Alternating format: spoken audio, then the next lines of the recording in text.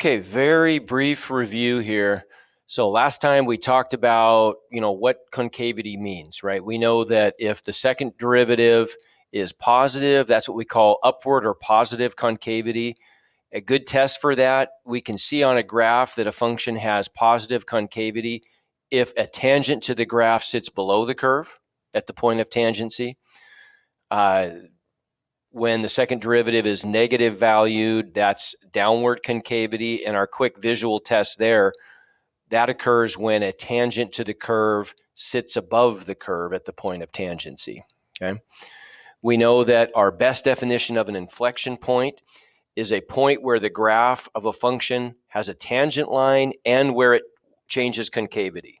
Okay, where the sign of the second derivative changes from positive to negative or vice versa.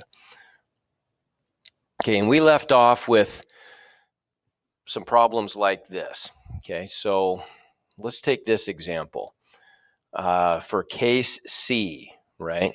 So let me do this. So case C.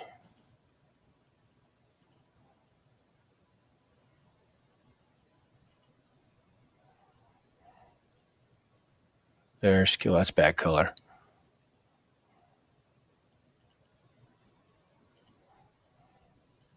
There's case C right there. Negative function on the interval from A to B. The function is negative. The first derivative is positive. The second derivative is negative. In chat, everybody, in the poll, I want you to tell me here which is the correct answer. And we'll say this is graph 1, 2, 3, and 4, okay, from left to right.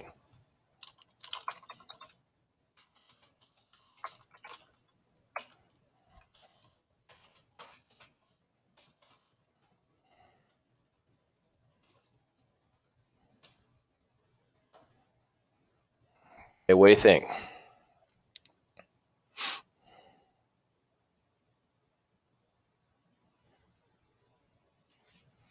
One, two, three, or 4?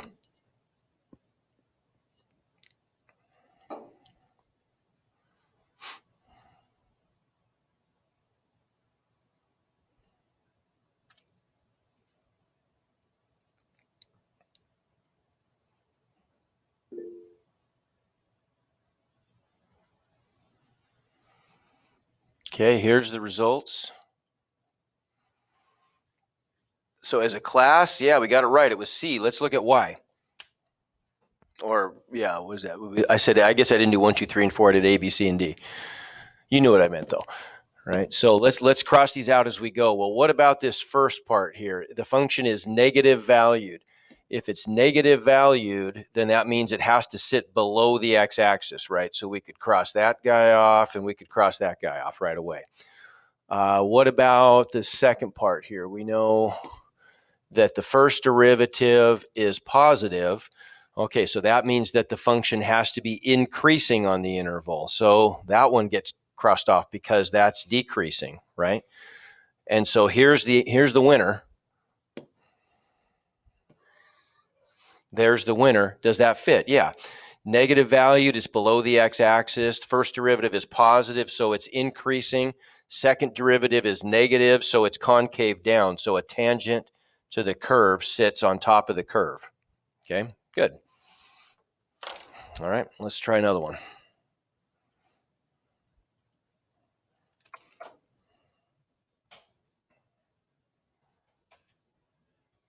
Now we're looking at D. Okay, new poll.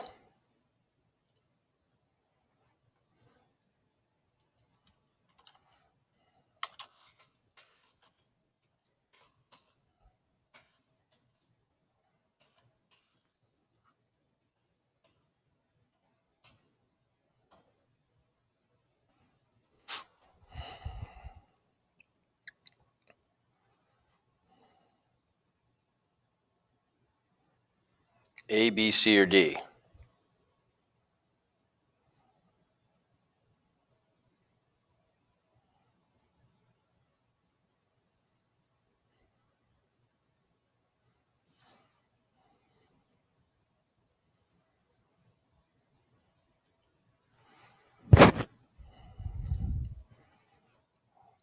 Okay, looks good.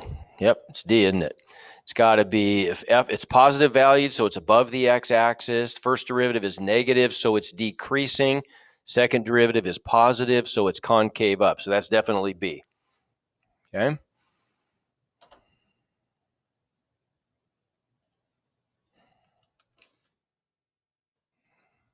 How about E?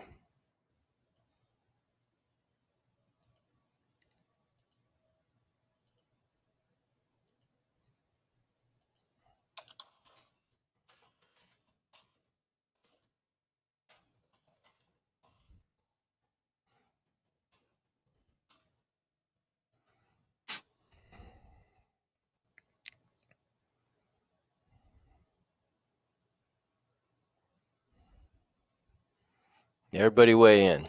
It's anonymous. A, B, C, or D.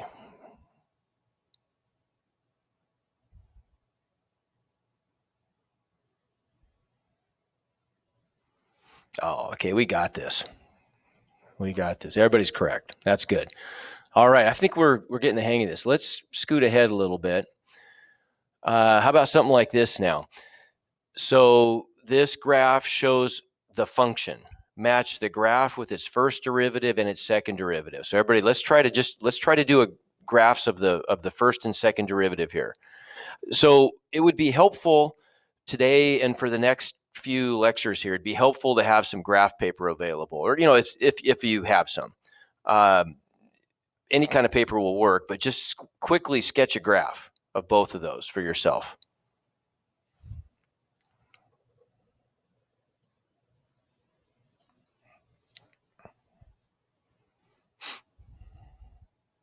Now, when you're doing this, you kind of got to be a little bit of a like a sleuth on this one, right? You got to look for some clues that you can use to get some key points.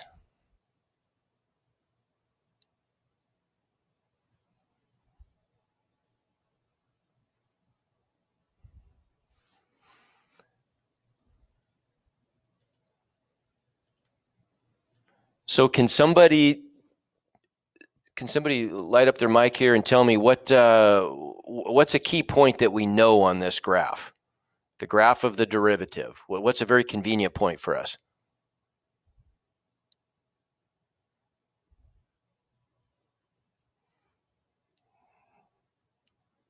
Be brave. What's a point that we know? Lily, help us out here. That's a graph of the regular function. That's f, right? That's not the derivative. That's f. Whoops. If I want to graph the derivative function, what's one useful place on that graph? Could it be 0, 3? Okay, good. There's a useful place, isn't it? Right. We know, and I don't really care about the y coordinate, but I know that something important is going on at x equals 0. At x equals 0, it looks to me like I've got a horizontal tangent line, right? Everybody agree? So the value of the derivative then is equal to the slope of the function, right? So we know that we've got a 0 value for our derivative. That's going to just send us down to there on our derivative function, right? Everybody agree? To the left of that is the derivative positive or negative. If I pick some like negative values, tell me what's going on with the derivative there. Like if I go back to -4, for example, if I draw a tangent, okay, it's negative for all those and it's getting less negative, isn't it? Right? Large negative slope, less negative slope, less negative slope, 0, negative slope, more negative slope, more negative slope. So then what's this thing going to look like? How would you describe it? Just somebody draw a picture. Okay, there we go. Okay, good. So yeah, so it's doing this, isn't it? Right? We've got, it looks like something like that. It's a pretty bad picture, but you get the idea, right? Okay. So there's f prime. What about f double prime? Well, we can do the same trick, can't we? We can use the graph of the first derivative to create the graph of the second derivative, right? Where the first derivative has a horizontal tangent, the second derivative is going to have a zero value, okay? This time, though, if you look at the first derivative, the slope of the first derivative is positive, large positive, less positive, less positive, zero. Now it looks like it's negative, more negative, more negative. So would everybody agree we're just getting something kind of like that? Okay, good. Now let's see if we can just make a connection between the blue and the purple graphs. Does that make sense? The value of the second derivative gives us the concavity of the original function, right? So according to that purple graph, it looks like the second derivative is positive valued for negative numbers and negative valued for positive values of x, right? Doesn't that make sense? Doesn't it appear that the blue graph over here is concave up for negative values, and then we go through a point of inflection, and it's concave down, bowl-shaped down, for positive values of x? Okay, that makes sense? Give me 1 to 5, everybody. Are those connections sinking in? Okay, good.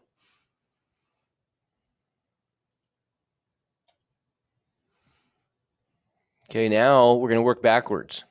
This time we're given graphs of f prime and f double prime, so first and second derivatives. We want to draw a possible graph of f.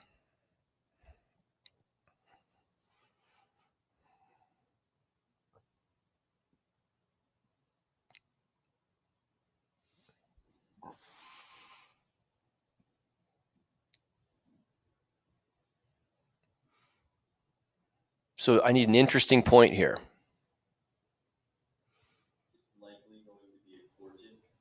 Okay, so one way we could look at this, we know that these appear to be polynomial graphs, right? And we know that as we do successive derivatives, it reduces the degree of the polynomial each time by 1. It looks like the second derivative is quadratic, which makes the first derivative cubic, which makes the original function quartic. So that gives us a trend. What if we just use the graphs? What's significant about this point right here, right? I've got a value, there's a place where my derivative function is equal to 0.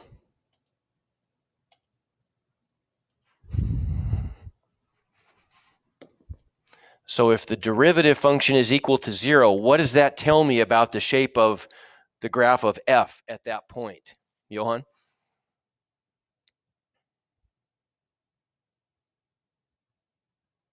Doesn't that mean there's like a maximum or minimum there? Okay, good. There's a horizontal tangent, right? That's what we know. Good. There's a horizontal tangent there, okay? So I'm going to put my horizontal tangent, I'm just going to put it, I'll put it right here. We could put it, we don't really know where it is. We don't know the y value. There's no information that gives us that, but we know there's a horizontal tangent there, okay? It looks like for values to the left of that point of tangency, actually, let me put it up. I'm going to put it up above. Let's do this. Just so it's easier to graph, I'm going to put it up here. There's my horizontal tangent.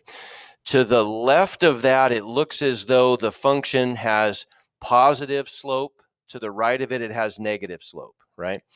And look, the value of the concavity, the red graph, is negative valued for all of those, isn't it? So it should be concave down. It all comes together, doesn't it? And it gives us a function that appears to be doing that. Everybody agree? Horizontal tangent, we're making a transition from positive to negative slope, and the concavity is negative, so it's bowl-shaped down. Okay, what else is going on?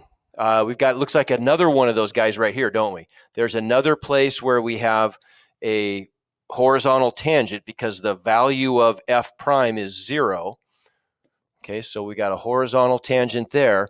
This time we're going from negative to positive slopes, correct? So we know we're doing something like this. Everybody agree? Okay, what about this place right here? What's going on there?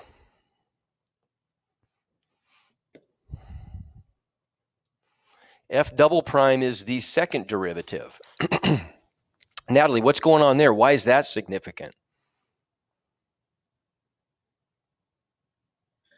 I'm not sure. Okay. So it looks from the graph like that red point there is a place where the graph of the second derivative is crossing from negative values to positive values. Okay, everybody think for a second. What does a negative second derivative mean and what does a positive second derivative mean?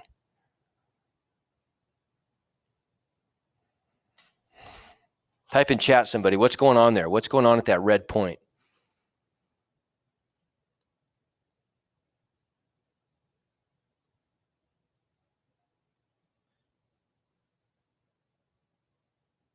Okay, it's a change in concavity, which means it's an inflection point, right? Let's review. What's our definition of an inflection point? It's a point where the graph of a function has a tangent line and where the concavity changes, right? It's where we're switching concavities. So the sign of the second derivative is going through a transition between positive and negative or vice versa. Okay, so we know that along that line then, that vertical line through that point, we've got to be switching from negative concavity, which is bowl-shaped down, to positive concavity, which is bowl-shaped up, right? So that's where we're making that transition. And then we're going to do similar stuff over here, aren't we? We're going to have another place right here where we have, here's where we have another horizontal tangent line. And we're going from increasing, so positive first derivatives, right? Increasing to decreasing functions at that point. And we're going through another point of inflection right there where the concavity is switching from positive to negative. So when I graph this thing, I should get something like this, right? I'm going positive concavity. Now I go negative concavity, and it does that. Okay, we good? Give me 1 to 5. Okay. All right, so now we're going to go to work. We're going to use our tables, and we're going to go to work trying to locate all of the extrema, the minima and the maxima, and we'll even throw in inflection points here too, okay? We're going to use something called the second derivative test to do this, and you guys are probably, I'm going to have you guys tell me, after we start going on this, maybe you can even make a guess as to what that is, what the second derivative test is. I'm going to tell you, but I'll tell you, this is what I'll tell you right now. I'll give you just a little glimpse. The second derivative test is another more convenient test, sometimes more convenient and efficient test for critical numbers to see if they are maxima or minima or neither, okay? All right, so first of all, what's the domain of this function? Let's start looking at this, just being a little more sophisticated with this. What's the domain? Before we start making a table, let's always try to establish what is that domain. It's polynomial, right? So it's all reals. Yeah, there's no red flags there, are there? So I can input any value of x, and I've got no issues. I'm never dividing by 0. I'm never trying to take an even root of a negative number. It's all reals. Okay, is there any symmetry here? Do you remember that discussion we had about symmetry earlier? We got our tests for symmetry, right? We know even symmetry is when f of negative x equals f of x. odd symmetry is when f of negative x equals negative f of x, and neither would be if none of those two things happen, okay?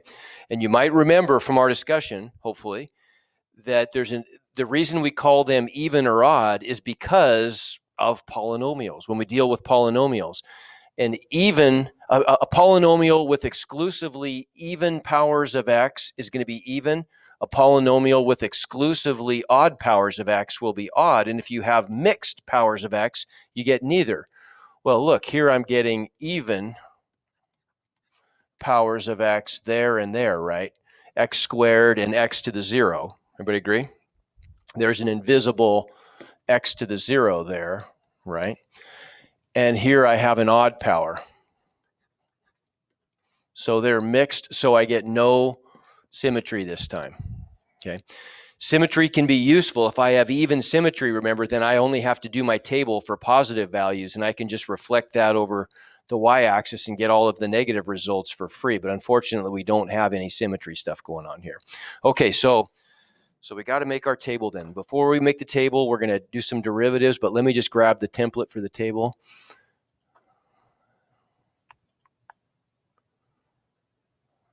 Oh, there it is, brothers.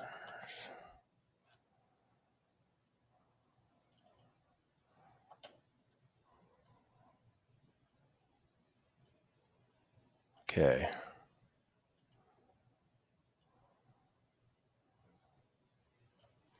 So let's calculate some derivatives here. Here's my function, f of x. What's f prime of x? Well, this is an easy one, right? We're just differentiating term by term. So I'm going to get, everybody agree? You just check my work on this. I'm going to get negative 9x squared minus 18x. Everybody agree? Okay, if I wanted to factor that, I could factor out a negative 9x, which leaves me with x plus 2. Okay. And so we can find some critical numbers, can't we? F prime, first of all, is nowhere undefined.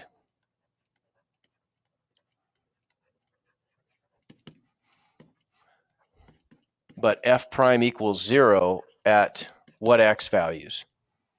Type it in chat. Where does my derivative equal 0?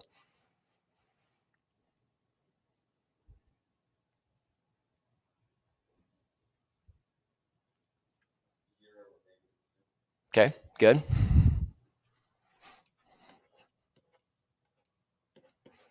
So we can add some, let's do a couple things. We can add our domain, first of all, to our table. And you guys should all be working on the table in parallel with me. Fill this thing out as you go. Or if you would rather just watch, that's fine. I'll make the notes available, but really focus on how we use this table. We've got critical numbers at 0,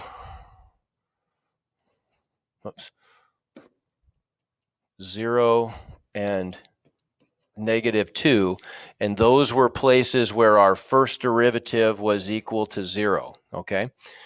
All right, well, we could use the first derivative test here and not really have to go any further, right? I could pick some test values to the left and the right and plug those into the first derivative to determine what's going on at these critical numbers, right?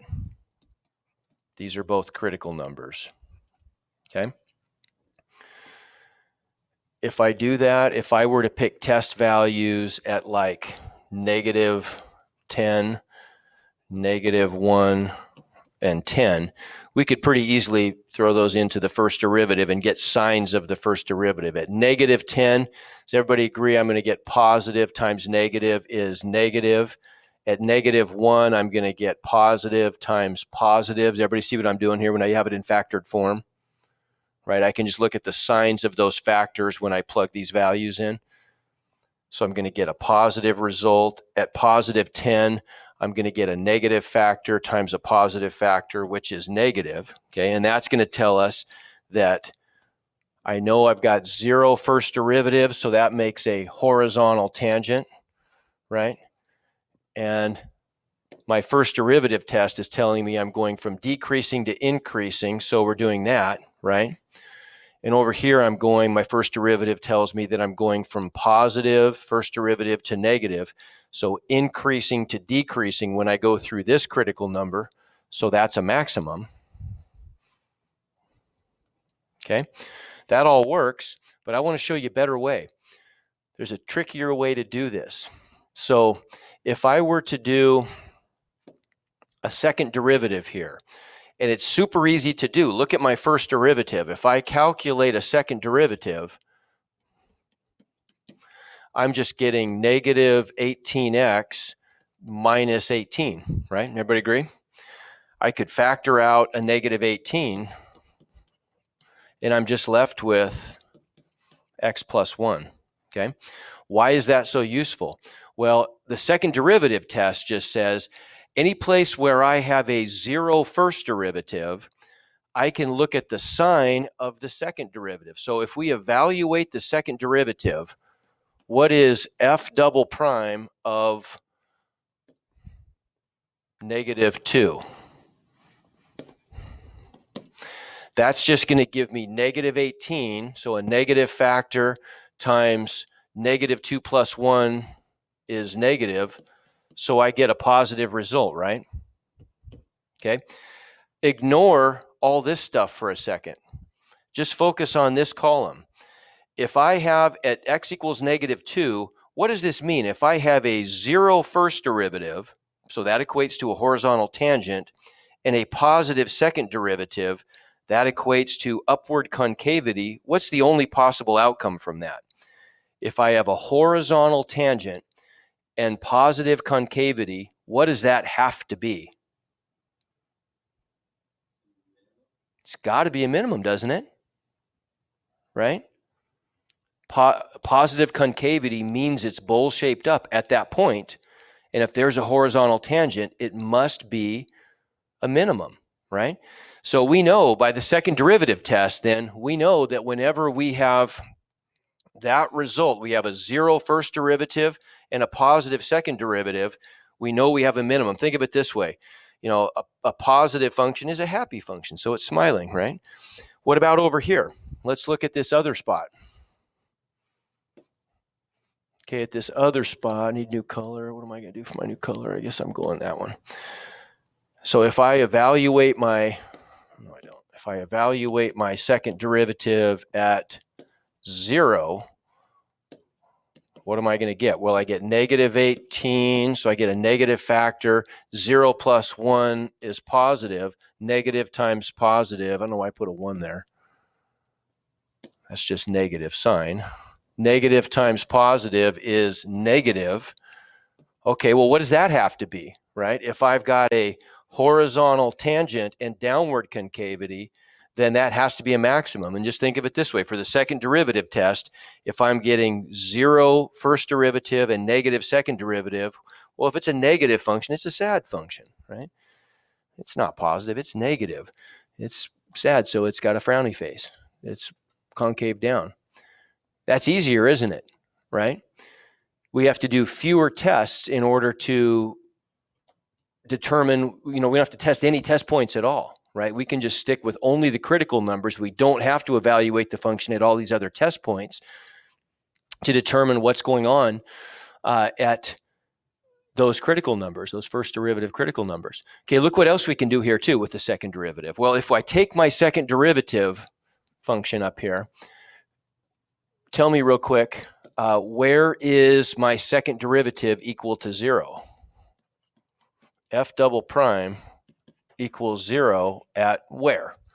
I mean, negative 1, right? If I set that second derivative function equal to 0 and solve. So look what we could do then. We could add another, I'm going to get rid of this. We don't need any of this stuff anymore, right? We don't need any of these test points. We've already crossed those out.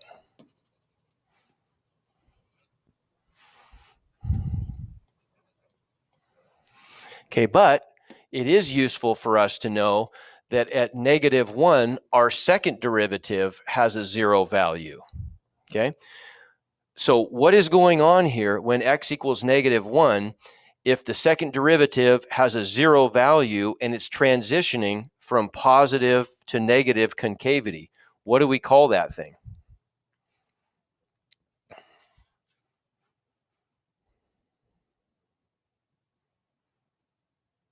What does that sound like the definition of? That's an inflection point, isn't it? Yeah.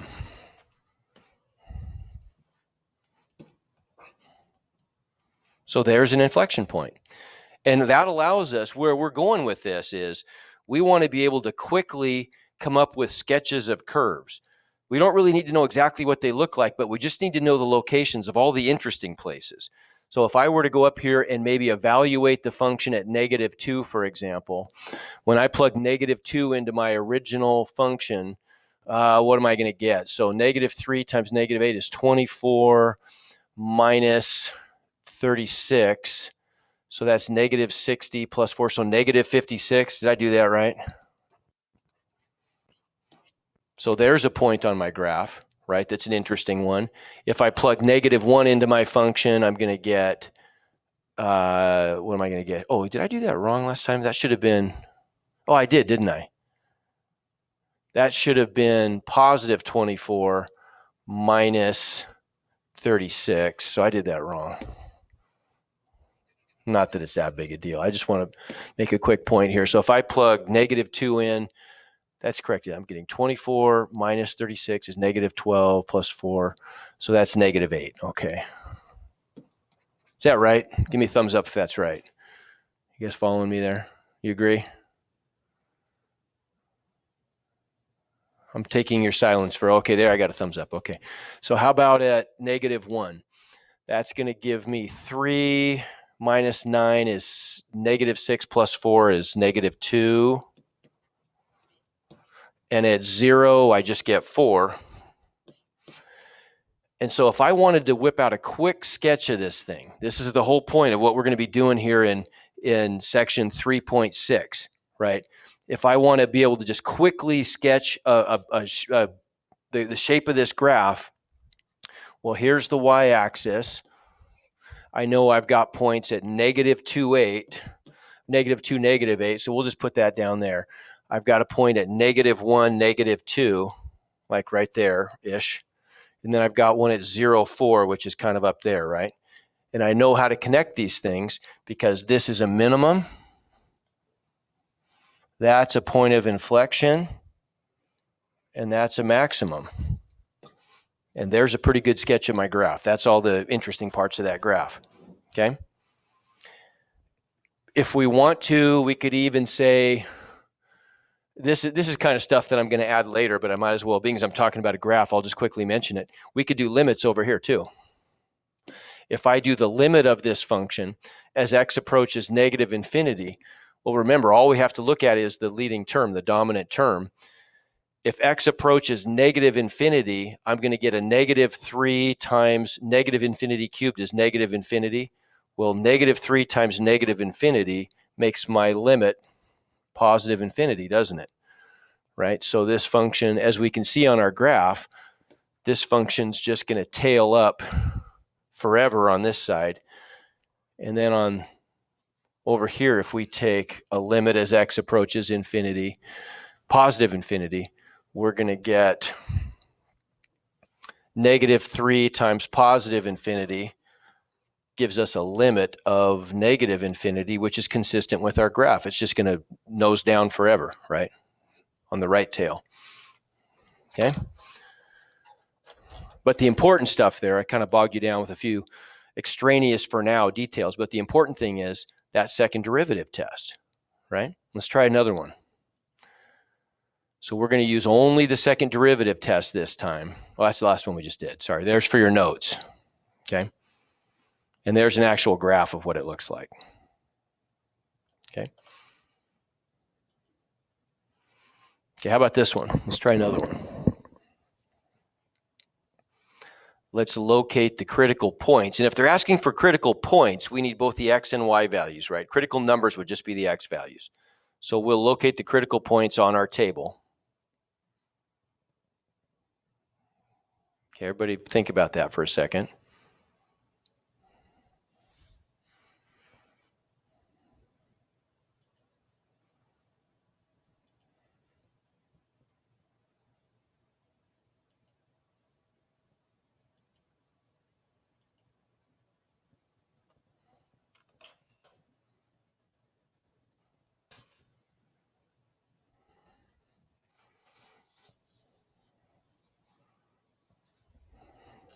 Okay, let's go ahead and differentiate. Another polynomial, so it's easy to work with. What's the domain going to be for polynomial? For any polynomial? David, what's the domain of any polynomial? All reals. All reals, there we go. No symmetry, right? Because I've got a mixture of even and odd exponents in my polynomial. So that's unfortunate, but so it goes. Our first derivative, term by term, I'm just going to get what? 3x squared plus 4x plus 5. Let's see. Is that going to have any zeros here? Is that factor? Well, that's not going to factor, is it? Nope, no chance. Okay. What about our second derivative? We might as well take a second derivative because it's so easy to do. Second derivative, we're going to get 6x plus 4. Okay, and now we got to find critical numbers.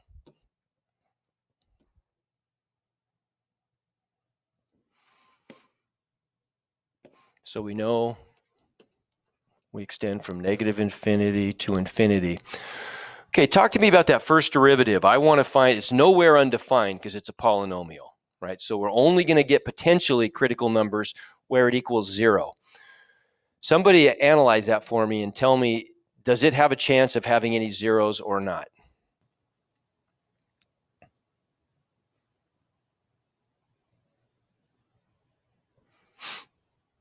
And when I say zeros, I mean real zeros, right?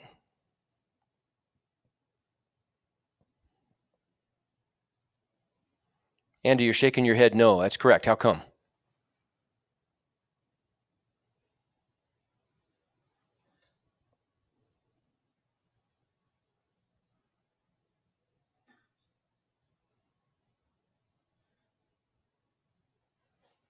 Are you talking, Andy?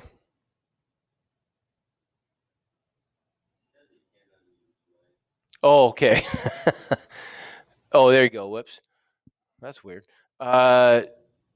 Okay, somebody who can talk. Madeline, how come that has no zeros?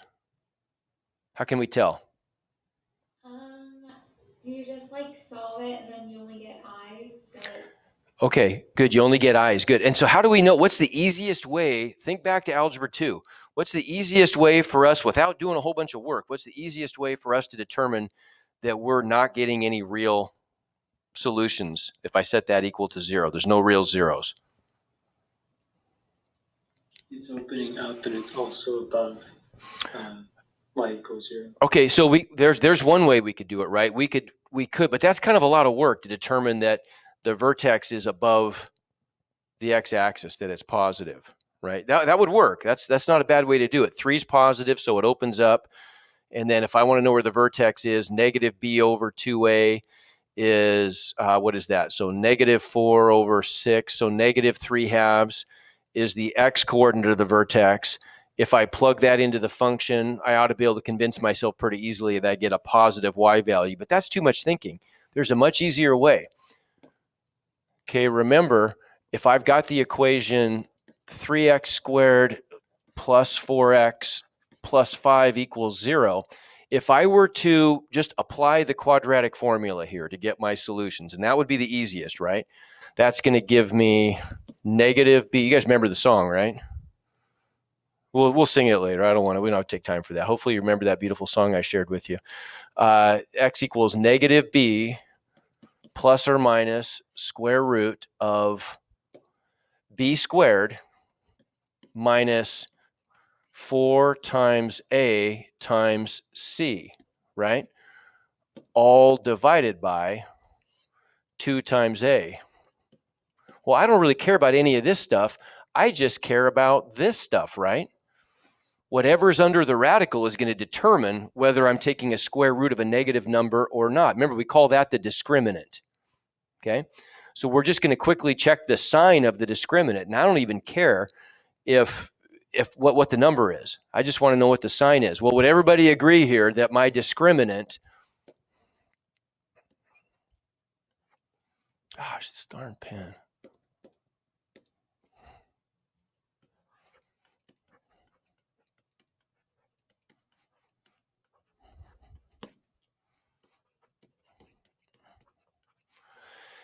4 squared minus 4 times 3 times 5, that's definitely negative, right? That 16 minus some big number is less than 0.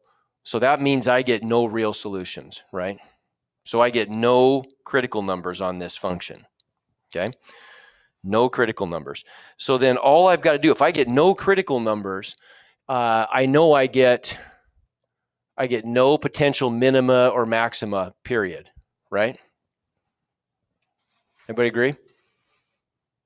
Okay, but I might as well, why don't we go ahead and while we're at it, I know this one doesn't ask for it, but let's see if we can find any points of inflection. Okay, where is our second derivative equal to 0?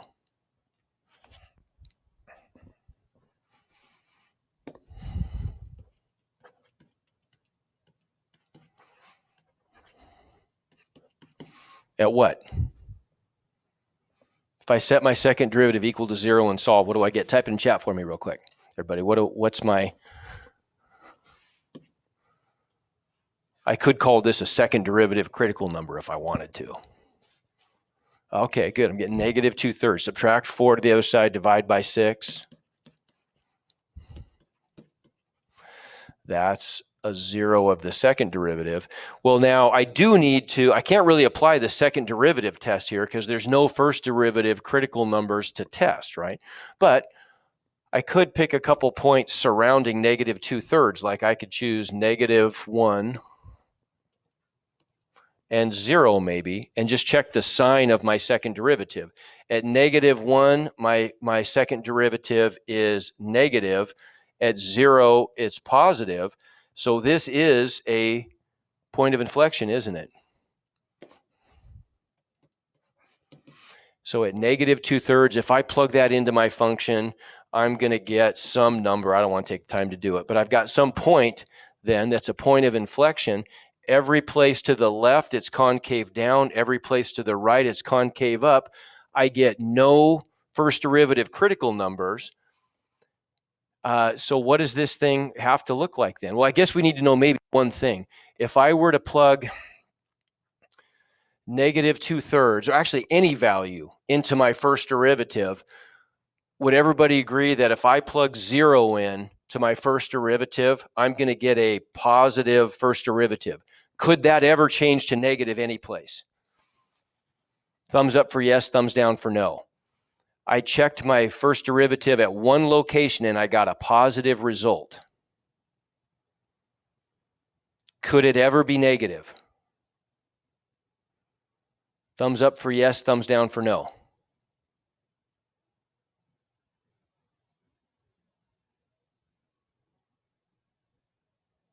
Is there even a remote possibility my first derivative is ever negative? Any place in its infinite domain? You're right, Lily. How come? You're right.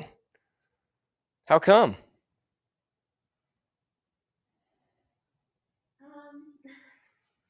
That's a good question. I just kind of guessed, but let me ask you this. In order for it to change to be negative, I mean, what would that mean? If our first derivative made a transition from positive to negative, wouldn't that be, by definition, that's going to be an extremum, isn't it? Right? Can there be any extrema? Well, we don't have any critical numbers, right? For the first derivative. What do we know about extrema? Extrema always occur at critical numbers. By definition, that's always the case. Some critical numbers don't produce extrema, but every single extremum on any function possible always occurs at a critical number. That's the only place they can live. Well, if there are no critical numbers for our first derivative, there's no possibility for this function to ever change the sign of the first derivative. It's positive everywhere. So this function is increasing and it makes a transition from negative to positive concavity. So we know what this thing looks like then. It's got to do something kind of like this. It's going something kind of like that, right? It never has a horizontal tangent. So this inflection point, the tangent line at the inflection point has to have a positive slope, right? Because the first derivative is positive everywhere. So what that's telling us, the fact that this first derivative is positive everywhere, that means that it's monotonic increasing.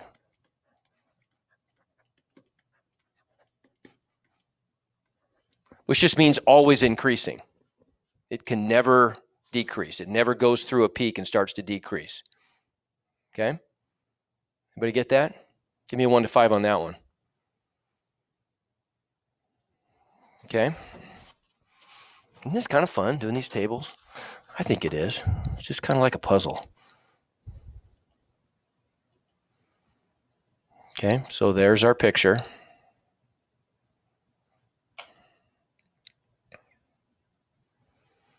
Okay, what about this guy?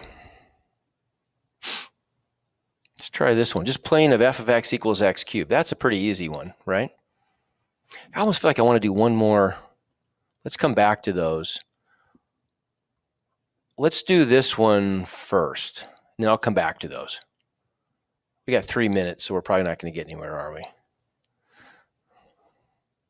Let's at least start it. So next time we've got something done here. Okay, domain's all reals, right? It's a polynomial.